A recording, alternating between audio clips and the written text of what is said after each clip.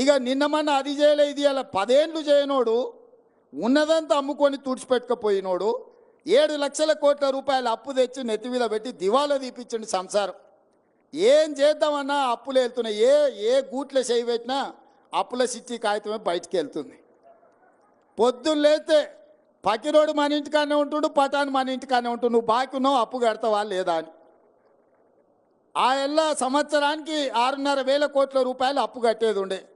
ఇవాళ ఈ మొనగాడు చేసిన పనికి నెల మొదటి తారీఖు నాడు, ప్రతి నెల మొదటి తారీఖు నాడు 7,000 కోట్ల రూపాయలు మిత్తి కడుతున్నాం నేను మా బట్టి విక్రమార్క. సంవత్సరం తిరిగే లోపల 72,000 కోట్లు మిత్తి కట్టడానికి అవుతుందా? అసలు సంగతి దేవుడు ఎరుగు. ఇది పరిస్థితి. ఎందుకు ఇవన్నీ చెప్తున్నా అంటే మీకు అన్ని లెక్కలు తెలవాలి. ఇవాళ సంసారము అప్పుల పాలైంది. ఈ అప్పుల పాలైన సంసారాన్ని ఒకటొక్కటిగా జర సర్దిద్దుకుంటూ వస్తున్నా.